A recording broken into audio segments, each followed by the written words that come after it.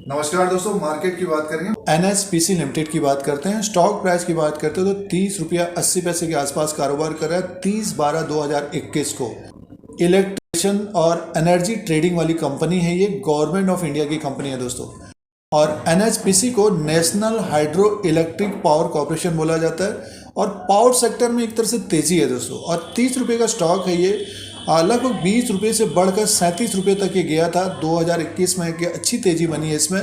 तो 2022 में क्या हो सकता है, इसके फाइनेंशियल नंबर की बात करते हैं। पिछले 5 साल में क्या रेवेन्यू रहा है, प्रॉफिट क्या रहा है, ईपीएस क्या रहा है, क्वार्टरली नंबर्स की बात करेंगे और शेयर प्राइस के अनुसार भी बात करेंगे। क्योंकि 30 रुपये का स्टॉक है, अगर स्मॉल क्वांटिटी के हिसाब से देखा जाए तो 2021 में एक अच्छा प्रॉफिट बना है। कंपनी के द्वारा डिविडेंड बहुत अच्छा मिलता है दोस्तों। तो दोस्तों निवेश की बात करते हैं और एनएचपीसी के बारे में जानकारी लेते हैं। किसी भी स्टॉक को खरीदने से पहले तो कंपनी के बारे में जानना बहुत जरूरी है, जैसे कि पावर सेक्टर से रिलेटेड है, गवर्नमेंट ऑफ इंडिया की कंपनी है। 2022 में क्या हो सकता है, तो इसके फाइनेंशियल नंबर की बात करते हैं और शेयर प्राइस के अनुसार भी बात करेंगे दोस्तों। एनएचपीसी लिमिटेड के बारे में एनालिसिस और विश्लेषण करते हैं और कंपनी के बारे में जानकारी लेते हैं। दोस्तों वीडियो आपके मतलब का है तो लाइक का बटन दबाएं और वीडियो और रनिंग में जाएगा। दोस्तों मार्केट कैप की बात करते हैं तो 30,988 करोड़ का है। फेस वैल्यू 10 रुपीज़ का है और बुक वैल्यू पर शेयर देखते हैं तो 35 रुपीज़ का है। और ईपीएस अर्निंग पर शेयर 3.52 का है दोस्तों। तो ये 30/12/2021 तक का है और कंपनी की तरफ से बढ़िया डिविडेंड भी मिलता है दोस्तों। डिविडेंड यील्ड 5.20 का है।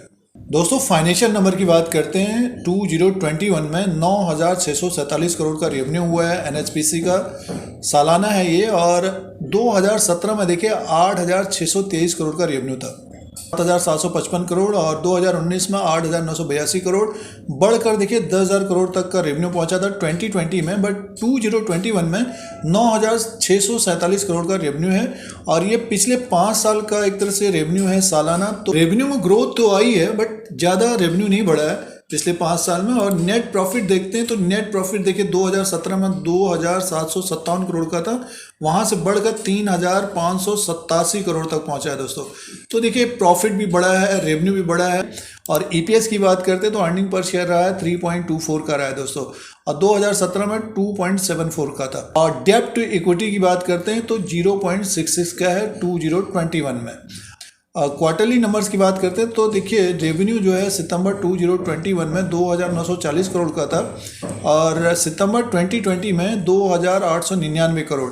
तो देखिए अब की बार का जो क्वार्टर था Q2 का, उसमें बढ़ के रेवेन्यू आया था और जून के क्वार्टर में 2,417 करोड़ का रेवेन्यू था। प्रॉफिट अगर हम क्वार्टरली नेट प्रॉफिट की बात करते हैं तो 1,388 करोड़ का प्रॉफिट था सितंबर 2021 में। एक साल पहले देखते हैं 1,298 करोड़ का प्रॉफिट था। बीच में कम ज़्यादा हुआ था, देखिए बीच में ये 1,000 करोड़ के नीचे आ गया था। मार्च के क्वार्टर में तो 471 करोड़ का नेट प्रॉफिट था। तो अब की बार का प्रॉफिट 1,388 करोड़ तक का पहुँच गया दोस्तों। तो ये क्वार्टरली रेवेन्यू नेट प्रॉफिट की बात थी और ग्रोथ आई है और पिछले 5 साल में ग्रोथ तो आई है बट ज़्यादा नहीं है दोस्तों। तो ये क्वार्टरली और एनुअली नंबर्स थे, फाइनेंशियल नंबर्स थे एनएचपीसी के। अब रिटर्न की बात करते हैं तो पिछले 3 साल का रिटर्न 18% का है और 1 साल का रिटर्न 33% का है और 3 महीने का रिटर्न 3% का है। तो पिछले दिसंबर में अगर किसी ने लिया होगा तो 33% का रिटर्न मिला है और 3 साल का रिटर्न कम है, 18% का रिटर्न है। बट ये कि डिविडेंड अच्छा मिलता है दोस्तों। शेयर होल्डिंग पैटर्न की बात करते हैं तो देखिए सितंबर 2021 तक 70.95% की है गवर्नमेंट ऑफ इंडिया की।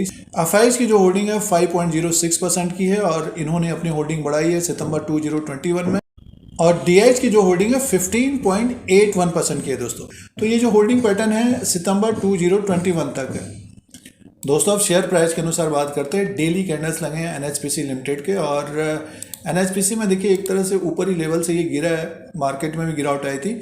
और जो हाई बनाया था, अगर हम डेट की बात करते हैं अक्टूबर के महीने में इसने नया हाई बनाया था 37 रुपया 5 पैसा।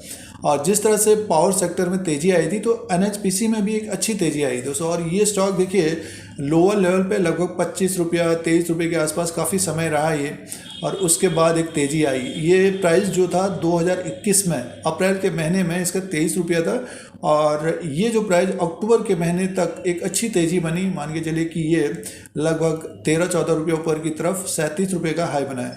और पिछले 2 महीने का जो ट्रेडिंग हुआ है इसमें एक तरह से ऊपर की तरफ से इसमें गिरावट आ रही है। जो टॉप बनाया है इसने, ये बनाया है 34.85 रुपया, 34.90 रुपया। तो ये एक रेजिस्टेंस रहेगा दोस्तों आने वाले दिनों के लिए। और अभी स्टॉक प्राइस है 30.80 रुपया के आसपास कारोबार कर रहा है। स्लो मूवर है ये, स्टॉक धीरे धीरे एक तरह से बढ़ता है। और जैसे कि 30.80 रुपया के आसपास ये आज कारोबार कर रहा है 30/12/2021 को। अगर 30 रुपये के आसपास ही ये कारोबार करता है और Q3 का भी रिजल्ट आएगा तो नेक्स्ट 2-3 महीने में स्टॉक हमें 34.95 और 34.90 के ऊपर अगर क्लोजिंग देता है तो ये अपने नए हाई की तरफ जाता हुआ दिखेगा। और जो 37 रुपये का हाई बनाया दोस्तों, ये 37 रुपीज़ का जो हाई बनाया 2009 में ये लगभग 35 रुपये के आसपास था। तो वहाँ से गिर कर ये लगभग 16-17 रुपये तक आया और वहाँ से बढ़कर लगभग 25-26 रुपये के बीच कारोबार कर रहा था। 10-12 रुपये का मूव हो रहा था। तो अब की बार में एक तेजी आई है, ऊपर की तरफ गया है स्टॉक। तो ये 37 रुपीज़ को अगर ब्रेक करता है तो मान के चलिए फिर जो रेंज होगा इसका ये होगा 40 to 45 तक का होगा दोस्तों। आने वाले समय में 2022 में ये लेवल इंपॉर्टेंस होंगे 34.90, उसके बाद 37 और अपना 52 एक हाई ब्रेक करता है 2022 में नए साल में तो मान के चलिए ये लगभग 45 तक 45 प्लस होता हुआ दिखेगा। तो कहने का मीन्स है कि अभी जैसे 30 रुपये में है ये, तो 30 रुपये में अगर कोई लेना चाहते हैं, समझे कि अपने रिस्क के अनुसार अगर उसको कोई लेना चाहते हैं, मान के चलिए कि कोई 2000 क्वांटिटी लेना चाहते हैं तो 50% यहाँ पे लेना चाहिए। स्टॉक में गिरावट होती है, मार्केट में गिरावट होती है तो स्टॉक हमें देखिए जो अभी सपोर्ट बना हुआ है 29 रुपीज़ का बना हुआ है और 29 रुपीज़ के नीचे अगर ये फिसलता है तो लगभग ये 27 रुपीज़ तक आता हुआ दिख सकता है। तो ये डेली कैंडल्स के अनुसार लेवल्स हैं। और दूसरा इंडिकेटर RSI को देखते हैं तो एक रेंज में है ये। अभी अगर गिरावट स्टॉक में होती है मीन्स 30 रुपये के नीचे आएगा तो बाइंग आती हुई दिख सकती है। तो कहने का मीन्स 2022 में जो रिस्क रहेगा इसका 30 रुपये से नीचे की तरफ लगभग 6-7 रुपये का रिस्क नीचे की तरफ, ऊपर की तरफ का जो रिवॉर्ड रह सकता है दोस्तों ये लगभग 10 से 15 रुपये ऊपर की तरफ जाता हुआ दिख सकता है।